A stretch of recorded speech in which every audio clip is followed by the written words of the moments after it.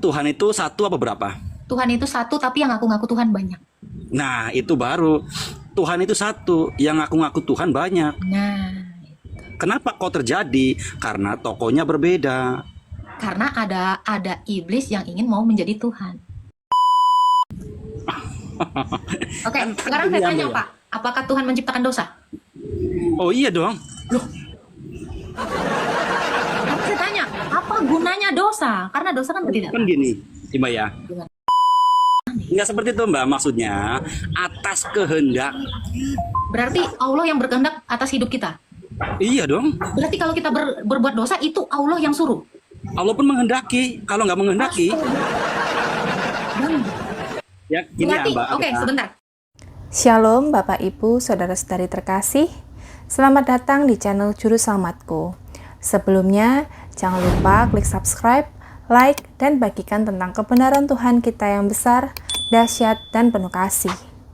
Pada video kali ini, membahas sebuah dialog antara Saudari Agatha dengan umat Muslim mengenai ajaran Allah umat Kristen dengan Allah Subhanahu wa Ta'ala yang dinilai berbeda. Allah umat Kristen yaitu Allah Bapa yang mengajarkan tentang kebenaran, dan Allah Subhanahu wa Ta'ala mengajarkan ketidakbenaran terhadap pengikutnya. Dan masih banyak lagi pembahasan yang seru sehingga umat Muslim ini dihajar terus oleh Saudari Agatha. Tanpa berpanjang lebar, mari kita simak penjelasan dari Saudari Agatha.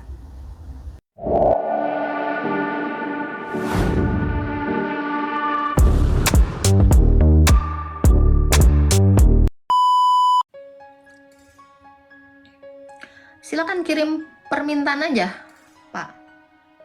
Kalau ada yang mau bertanya, Pinci, silakan naik aja. Halo, pro banget. Assalamualaikum. Assalamualaikum. Terima kasih, Pak. Iya Mbak, aku cuma mau tanya ya. Kan banyak komal-komal yang debat lintas agama. Yang mau saya tanyakan, apa hasil daripada debat itu? Saya nggak tahu karena saya nggak berdebat. Saya memberitakan firman Tuhan. Enggak, biasanya bahkan yang aktif banget kan di komal-komal yang debat lintas agama, apa bukan? Saya nggak debat agama. Saya memberitakan firman Tuhan. Oh, memberitakan. Ya kalau memberitakan sih saya setuju sih, karena sebenarnya kita hanya tokoh saja yang berbeda. Tokoh apa tuh maksudnya? Saya Iya, kan dengan Bapak ya berbeda lah, Pak. Iya kan begini ya. Saya tidak akan mengenal Allah kalau tidak diperkenalkan sama baginda Nabi. Sebaliknya pun umat Kristiani nggak bakalan kenal Yesus kalau tidak diperkenalkan Yesus. Bukan, Tuhannya. kalau tidak diperkenalkan Rasul. Iya, intinya kalau tidak diperkenalkan kan seperti itu ya. Berarti kan Ya, jadi hanya Bapak kenal Allah karena diperkenalkan Muhammad. Kami Iya. kenal Tuhan Yesus karena diperkenalkan para rasul kami, Rasul Matius, Markus, Lukas, Yohanes, Rasul Paulus. Oke. Tokohnya berarti kan berbeda ya. Ya, Nah, sepakat apa enggak Ibu bahwa Tuhan itu sang pencipta alam? Tuhan saya iya. Tuhan itu satu apa berapa? Tuhan itu satu, tapi yang ngaku-ngaku Tuhan banyak. Nah, itu baru. Tuhan itu satu, yang ngaku-ngaku Tuhan banyak. Nah, Kenapa kok terjadi? Karena tokohnya berbeda. karena ada iblis yang ingin mau menjadi Tuhan. Ya, kalau saya tuh nggak mau menyalahkan iblis ciptaan Tuhan lah ya, karena iblis pun ciptaan Tuhan. Saya nggak mau menyalahkan ke situ. Tuhan tidak, dalam dogma saya ya Pak, ya punten ya. Kalau dalam dogma saya, Tuhan tidak menciptakan iblis, tapi Tuhan menciptakan malaikat, namun malaikatnya ini menjadi iblis, berubah gitu.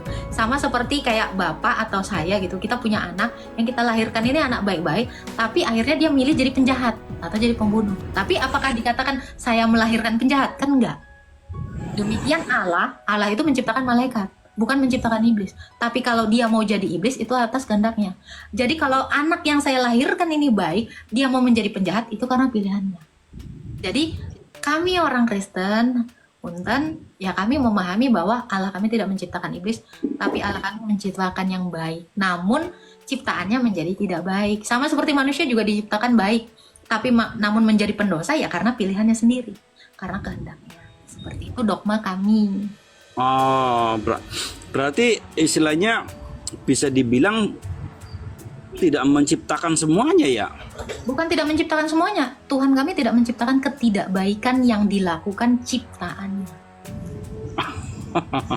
Oke, sekarang saya tanya Pak, apakah Tuhan menciptakan dosa? Oh iya dong. Loh,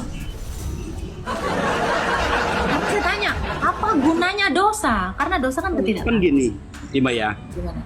Kalau saya ya, Allah itu kan maha segalanya. Kita sudah percaya bahwa Tuhan itu maha segalanya. Ya termasuk, namanya juga segalanya semuanya kok. Berarti termasuk Allah itu membuat dosa, membuat kita berdosa. Semuanya ciptaan Allah, semuanya. Jadi ketika kita berzina itu ciptaan Allah. Perzinahan itu diciptakan sama Allah gitu. Kalau di dalam pemahaman saya Mbak, itu pun atas kehendak. Kehendak siapa? Ya Tuhan saya lah. Berarti Kalau- Tuhan ini ibarat kita gini ya Bang. Kalau saya analogikan, saya ini seorang ibu. Terus saya suka-sukain anak saya, mau saya jadiin anjing, saya jadiin monyet. Ini kan artinya saya jadi manusia nggak bertanggung jawab. Mungkin nggak Tuhan pun demikian seperti saya. Nah ini kan kacau. Bisa Karena jauh. Tuhan itu agung, mulia. Dia tidak mungkin melakukan sesuatu yang tidak mulia. Setuju toh? Iya tapi jangan dibandingkan dengan manusia, nggak sebanding lah kedudukan Memang Tuhan. nggak dibandingkan, tapi ketika abang bilang Allah menciptakan dosa, punten ya, ini teman-teman jangan marah ya, kita diskusi loh ya, yang di bawah Menciptakan jangan. semua. Kalau iya sebentar saya selesaikan. Jadi kalau Allah menciptakan dosa, berzina itu kan dosa, mencuri itu dosa. Masa Allah menciptakan pencurian? Masa Allah menciptakan perzinahan? Nggak, Masa Allah menciptakan pembunuhan? Gimana ya? nggak seperti itu Mbak, maksudnya atas kehendak. Berarti Allah yang berkehendak atas hidup kita. Iya dong. Berarti kalau kita berbuat dosa itu Allah yang suruh. Allah pun menghendaki. Kalau nggak menghendaki, Bang, ya gini berarti, ya Mbak. oke, sebentar. Kalau Allah yang menghendaki, berarti kita ini seperti kayak bonekanya disuruh untuk berzina, mencuri, membunuh gitu. Karena berarti kita ini manusia ini boneka dong. Boneka yang melakukan sesuatu atas kehendak Tuhan. Kan beda, disuruh sama kehendak itu kan beda Mbak. Oke, boleh nggak Kalau manusia itu melakukan kehendaknya sendiri atau kehendaknya Allah? Kan banyak yang terjadi. Manusia itu melawan kehendak, banyak terjadi. Contohnya misalkan, kenapa dibilang manusia itu melawan kehendak? Sesuatu keinginan, cita-cita yang nggak mampu mendapatkan kita paksakan. Itu kan sama saja. Jadi kalau kita mencuri itu Melawan kehendak kehendak. Allah atau kehendak kita? Yang artinya dalam konsep kehendak itu seperti ini Mbak Agatha. Segala sesuatu seseorang ketika melakukan, bergerak, itu atas kehendaknya. Kayak contoh misalkan, kenapa saya dikatakanlah mengakui bahwa Tuhan Yesus, Tuhan Kristen yang dipercayai banyak umat, saya pun mengakui itu ada Tuhan. Ya, saya berbandingin begini Mbak, kalau Allah nggak berkehendak, nggak mungkin Kristen sampai terjadi sekarang. Konsep seperti itu loh Mbak, maksudnya kehendak itu. Adanya Kristen sampai sekarang itu pun atas kehendak Allah. Perkara itu Berarti dosa juga ada karena kehendak Allah. Iya, semua apa sih yang nggak bukan milik Allah? Berarti kita bonekanya Allah gitu. Bukan boneka, golek. Nggak mau lah bang. Oke, itu kan dogma abang, tapi di dalam dogma kami enggak. Jadi makanya kita kan berbeda, ajaran kita berbeda. Jadi kalau abang bilang tadi Kristen ada itu karena kehendak Tuhannya kami. Tuhannya abang, kenapa? Karena kita masing-masing umat beragama mengimani, abang mengimani Tuhan abang yang berbeda. Kalau saya imannya yang demikian. Jadi Tuhan kami ini hanya menciptakan yang baik, tidak pernah menciptakan yang jahat. Namun kalau manusia ini memang berbuat jahat, yaitu karena manusia itu berkehendak juga. Soalnya di dalam Injil saya, manusia itu diciptakan segambar dengan Allah. Kalau Allah memiliki kehendak, maka manusia itu yang adalah diciptakan dengan gambarannya Allah juga punya kehendak. Tetapi Tuhan itu menginginkan, inginnya Tuhan itu kita itu taat kepadanya, bukan taat kepada kehendak. Iya benar. Itu kan memang keyakinannya ya Mbak Agatha ya. Cuman kalau di dalam pemahaman saya seperti ini. Ya Allah kan maha segalanya, Tuhan sama pencipta. Kalau seandainya menginginkan semuanya harus benar, bisa terjadi semuanya benar. Tapi apa yang terjadi sampai sekarang? Ada yang benar, ada yang salah. Yaitu pun karena ciptaannya Tuhan. Allah kan bisa menciptakan semuanya benar, nggak ada yang salah. Semua karena ciptaannya Tuhan. Berarti penyebabnya, prima causanya bukan Tuhan, ciptaannya dong. Karena semua karena ciptaan Tuhan. Adapun sekarang ini berantakan nggak baik karena ciptaannya. Berarti sang prima causanya bukan Tuhan, melainkan manusianya, ciptaannya. Loh gimana nih? Gimana? Coba Karena ulang. Abang bilang tadi. Jadi adapun terjadi di dunia ini ya banyak sekali hal ya, dosa apa segala. Itu karena ciptaannya. Ini statement Abang. Makanya Abang mau meluruskannya atau enggak nih? Jadi bukan karena Allah, tapi karena manusianya kan, ciptanya kan. Semua atas kehendak Allah. Baik buruknya manusia itu atas kehendaknya. Allah itu bisa saja menciptakan semua itu benar. Tapi kenapa yang terjadi baik buruk, benar dan salah? Kenapa bisa aja? Kenapa nggak bisa? Kalau Sebenarnya bisa aja, berarti itu kan kayak abstrak gitu ya, kayak nggak pakem gitu loh, nggak ini ya, nggak absolut gitu. Bisa aja, berarti itu masih tanda tanya ya. Bisa aja enggak, bisa aja iya, bisa aja enggak. Mungkin nggak Allah itu tanda tanya seperti itu, kayak ngambang. bukan ngambang ya, jatuhnya gini. Lah kalau seandainya semuanya benar, Mbak Agatha, mungkinkah Mbak Agatha menciptakan tentang kebenaran? Kan nggak mungkin. Orang semuanya udah benar. Karena Allah itu memang sang kebenaran. Iya, semuanya udah benar. Gini Bang, bentar Bang. Ini kan Allah itu adalah al-haq, kebenaran, sang kebenaran. Kalau dia yang sang prima causa adalah kebenaran, mungkin nggak dia menciptakan ketidakbenaran? Berarti gelar dia sebagai al-haq atau sang kebenaran itu gagal. Kenapa? Karena dia menciptakan ketidakbenaran. Logikanya.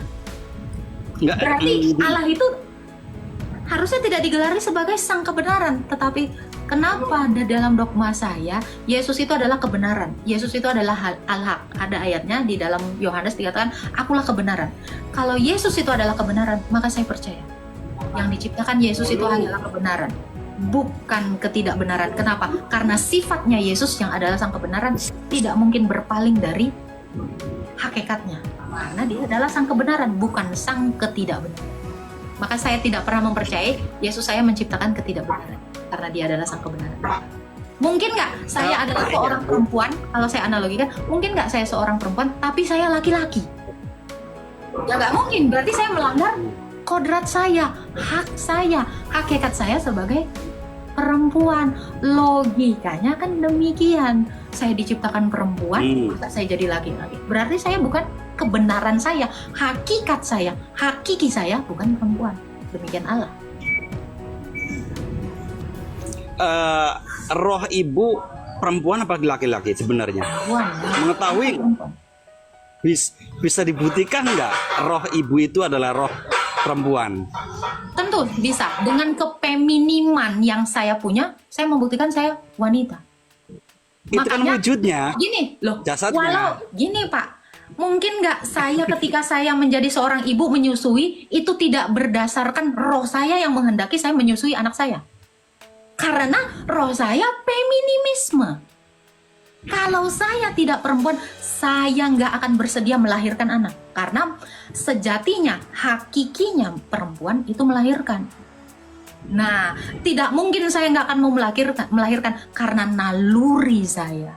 Karena naluri ini kan bicara soal roh, ya. Karena roh saya itu wanita, makanya saya berkehendak melahirkan anak saya, menyusui anak saya. Tentu nggak saya bisa membuktikan roh saya wanita, tentu dengan cara itu tadi. Itu tadi saya jelasin, saya tidak akan mungkin menyusui kalau saya bukan manusia, kalau saya tidak wanita. Ini bisa dijelasin. Makanya saya percaya roh saya wanita, tubuh saya wanita, mindset atau pikiran saya itu pasti wanita. Iya, di dalam pemahaman saya itu kan namanya wadah ya. Wadah dalam diri kita. Badan kita ini kan wadahnya roh kan. Cuman pembuktian secara rohnya kita juga nggak pernah tahu, hanya itu wujud tadi saya kita. barusan ngasih tahu Anda. Saya barusan buktiin roh Betul. saya wanita. Loh, ini kenapa nggak ditangkep? Jangan lagi menolak penjelasan saya. Saya lagi membuktikan saya wanita dengan cara apa? Melahirkan, menyusui. Ini kewanitaan dalam diri saya. Jadi kalau dibilang kita nggak bisa membuktikan roh itu wanita, saya sudah buktiin. Iya, Ini maksudnya bisa gini, nggak Mbak. ditolak secara sosial dan secara kedokteran? Tentu bisa. Kedokteran pun bisa membuktikan bahwa wanita itu melahirkan. Itulah sejatinya wanita. Kalau menurut pandangan saya bukanlah sejatinya ya. Kalau pemahaman saya Mbak Agatha ya, kan beda kan namanya pemahaman. Kalau pandangan saya, ya memang jasad kita kan laki-laki dan perempuan. Tapi kita nggak bisa memastikan bahwa ruh kita itu laki-laki atau perempuan. Saya sudah memastikan dan saya sudah membuktikan, kedokteran sudah Ya, membuktikan, itu dunia kan- membuktikan, logika pun membuktikan. Jangan ditentang dong. Sekarang saya tanya, kalau Anda mengatakan tidak bisa memastikan, apalah argumentasi Anda? Iya, jadi begini Mbak Agatha. Argumentasi Anda yang mengatakan bahwa Anda tidak bisa membuktikan Anda laki-laki. Sekarang saya tanya Anda sebagai seorang bapak, maaf punten ya, Anda sudah punya anak? Sudah? Sudah. Anda punya keinginan nggak mendidik anak Anda? Membesarkan anak-anak, bertanggung jawab terhadap anak dan istri Anda? Ya.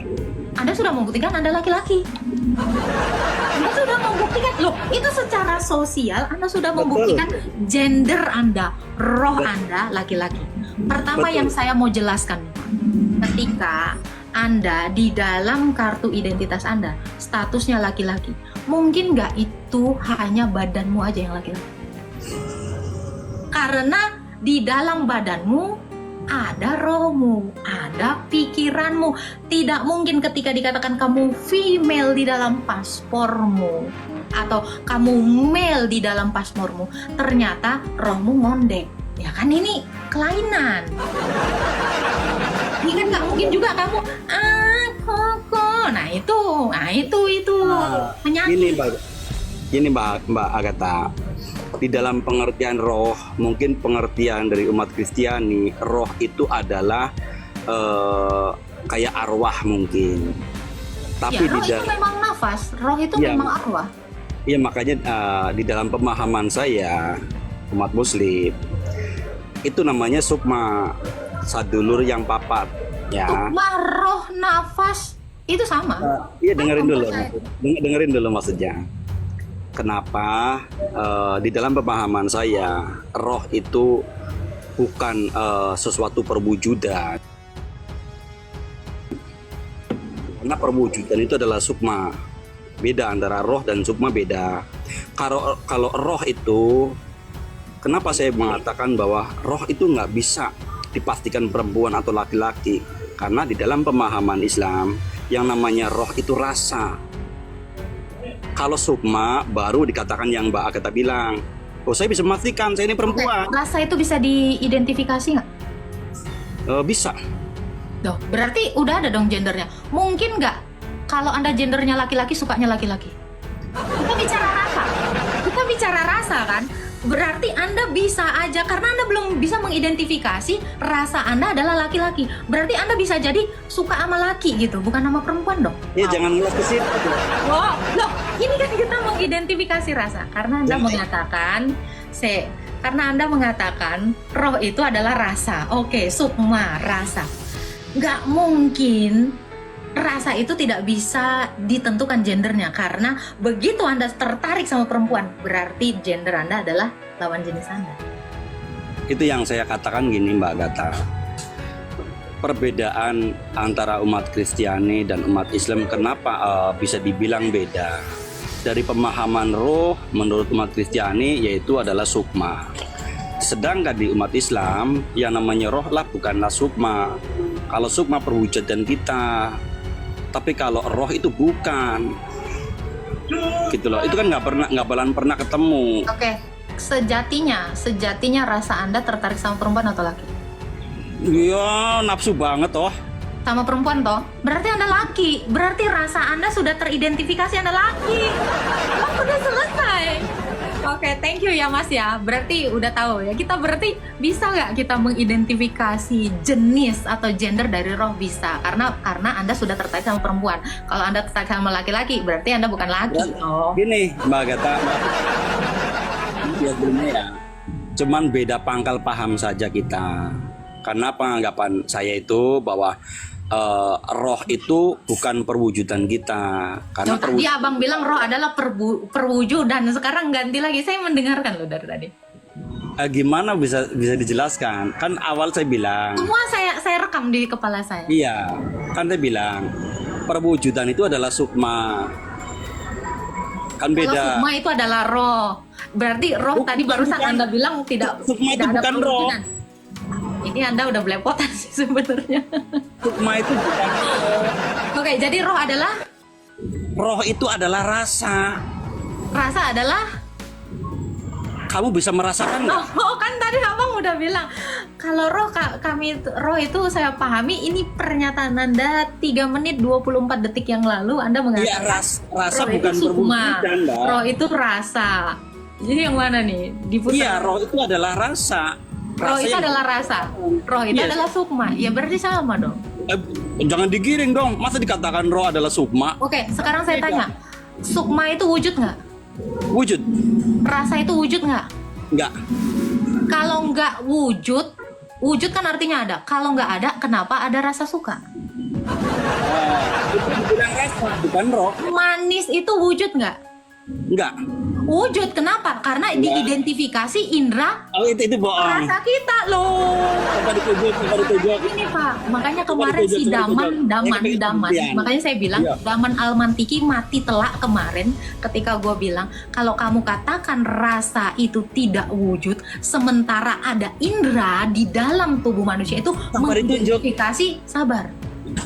Coba ditunjuk. Ada salah satu indera di dalam badan kita ini yang bisa Ya. mengidentifikasi keberadaan rasa manis. Wujud itu tidak bisa direfleksikan hanya dengan penglihatan, Ayo. tetapi dengan Harus bisa pendengaran. Sabar.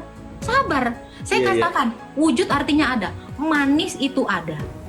Manis itu ada, jelas. Kenapa? Karena lidah pengecap kita bisa mengidentifikasi itu rasanya manis, asin, apapun itu, whatever, bahkan umami. Jadi saya mau mengajarkan teman-teman 1.300 orang termasuk Daman Almantiki, jangan goblok lagi ya, mengidentifikasi perwujudan sesuatu, keberadaan sesuatu itu bukan hanya dengan indera penglihatan, tetapi Ya. pendengaran. Maka saya katakan suara juga wujud. Kenapa? Karena itu adalah gelombang, itu adalah materi yang menempati ruang. Sesuatu yang namanya materi pasti wujud. Iya, tapi pembuktiannya mana? Kan tadi Mbak Agatha Oke, bilang. sekarang saya tanya, kalau Anda minta pembuktian, bagaimana Anda bisa merasakan gula manis? Apa indera apa yang Anda gunakan untuk mengidentifikasi? Karena gini Bang, manis itu definisi. Definisi manis kita dapat ketika kita melakukan uji coba. Uji cobanya di mana? Lidah. Makanya saya kasih tahu teman-teman 1.300 orang, inderanya manusia untuk mengidentifikasi wujud itu ada 5. Makanya kita mengenal dengan panca indera: peraba, perasa, pembau, ya. Apalagi pendengaran, penglihatan. Jangan cuman ini, mata. Karena bukan, Tuhan itu tidak menciptakan indera kita itu cuman biji mata sehingga kita lihat wujudnya. Tetapi ada suara yang wujudnya kita identifikasi dengan pendengaran kita. Ada rasa yang lidah kita mengidentifikasinya dengan cara mengecapnya. Ada bau. Bau itu juga wujud. Kenapa? Karena ada indera pembau kita yang mengidentifikasi kentut itu nggak enak baunya. Boleh nggak saya bertanya? Oke, thank you ya. Kalian cacat logika. Bahkan saya bisa menjelaskan roh itu ada gendernya. Ini saya katakan, ketertarikan saya terhadap laki-laki membuktikan saya perempuan. Ini bukti. Saya tidak perlu memperdebatkan sesuatu yang sudah saya buktikan, tetapi kalian tidak bisa membuktikan apapun. Nah itu. Saya nggak mau terlalu lama karena saya mengulang. Saya sudah mengulangnya berkali-kali. Saya bukan tipe jenis orang yang berretorika nggak ada isi. Filsafat kosong bagi saya itu sampah. Tetapi filsafat yang mengandung janji itu yang berguna untuk kita semua. Jadi roh aja saya sudah bisa buktiin itu ada gendernya. Apalagi manis saya bisa buktiin itu wujud.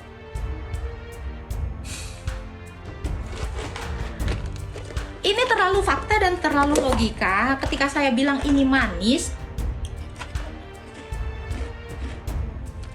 indera pengecap saya itu sudah merasakannya. Bahkan angin itu bisa saya buktikan eksistensinya atau wujudnya dengan indera peraba saya. Kulit saya ini bisa meraba sesuatu hal. Nih. Indera peraba saya bisa merasakan ada angin. Bukti.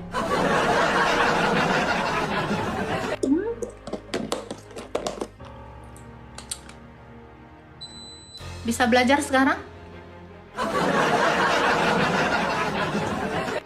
Mungkin nggak musik itu ada? Musik itu sesuatu yang ada. Bisa kita lihat nggak? Lihat nggak?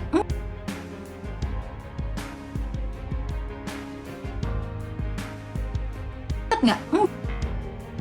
Ini. Itu adalah gelombang. Kalau dikatakan dia gelombang, berarti dia menempati ruang. Berarti dia materi.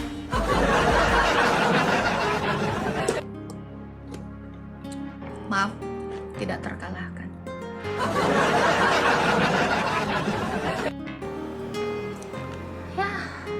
Ya.